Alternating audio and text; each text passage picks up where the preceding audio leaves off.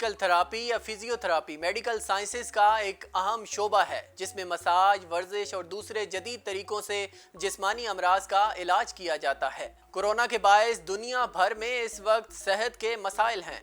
इस सूरत हाल में फिजियोथेरापी मरीजों की बहाली में एक अहम किरदार अदा कर सकती है।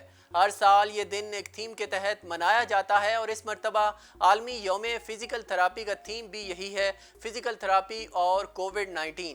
फिजियोथेरापी हड्डियों, जोड़ों और पट्टों की तकलीफ, सोजिश, चोट और ऑपरेशन के बाद अज़ा की बहाली के लिए बहुत अहमियत की हामिल है। न्यूरो सर्जरी, फेफड़ों, दिल की सर्जरी और कई आसाबी और दिमागी बीमारियों के इलाज के लिए भी फिजियोथेरापी की जाती है।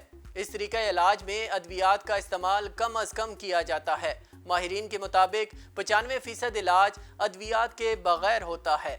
अमेरिका, बरतानिया और दूसरे तरक्की याफ्ता ममालिक में इस शोबे को बहुत ज़्यादा अहमियत हासिल है। पाकिस्तान में भी फिजियोथेरापी के शोबे की मकबूलियत में तेज़ी से इजाफा हो रहा है, जो MBBS और BDS के बाद तीसरा मकबूल तरीन शोबा बन चुका है और 5 साला degree programme doctor of physiotherapy करवाया जाता है। गर्दन, कंधों, कमर और जोड़ों में दर्द के इलाज के लिए भी फिजियोथेरापी का सबसे ज़्यादा इस्तेमाल किया जाता है। बाज़ औक़ात तकलीफ हड्डियों या जोड़ों में किसी नस के दब जाने के बायस होती है।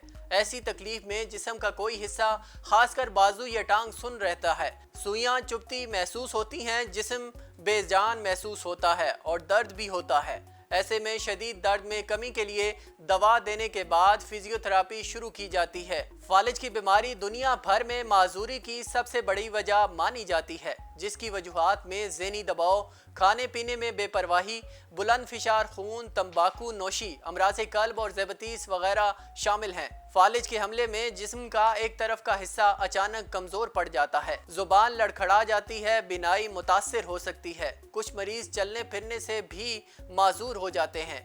फालिज ज़दा मरीजों के इलाज मुआलजे में भी फिजियोथेरापी अहम किरदार अदा करती है। इसके अलावा खिलाड़ियों को मुख्तलिफ किस्म की चोटों का सामना करना पड़ता है। इसी वजह से हर टीम के साथ एक फिजियोथेरेपिस्ट का होना लाजमी होता है, जो खिलाड़ियों को फौरी तिबी इमदाद फराहम करने समेत उन्हें फिट रखने में भी मदद फराहम करता है।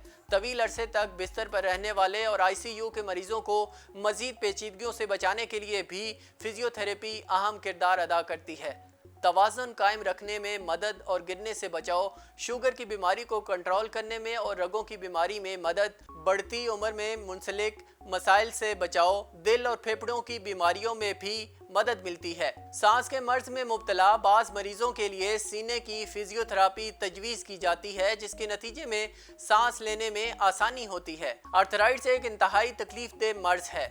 मुतासरा मरीजों को दर्द रफा करने की दवा के साथ फिजियोथेरापी का भी मशवरा दिया जाता है। पोलियो, अर्कोनिसा, ऑपरेशन के बाद आसाबी कमजोरी, हाथ पाँव का सुन हो जाना, जहनी बाजुरी या इस जैसी दीगर तकालीफ और अमराज में फिजियोथेरापी एक कामयाब तरीका इलाज है। दिल के ऑपरेशन के बाद सेहत की बहाली में भी फिजिकल थेरापी की अहमियत नुमाया है। आजकल की मसरूफ जिंदगी में और मनफी तर्ज जिंदगी के बायस बेशुमार अफराद गर्दन, कमर और जोड़ों के दर्द में मुब्तला हो रहे हैं। इसकी एक हद तक वजह ज़्यादातर बैठे रहना, मुरगन ग़िज़ाओं का इस्तेमाल और नई टेक्नोलॉजी भी है।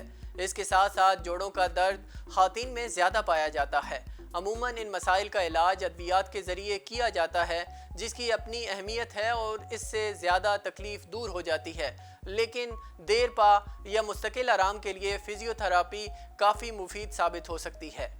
मज़ीद इस तरह की वीडियोज़ देखने के लिए हमारे चैनल को सब्सक्राइब करें।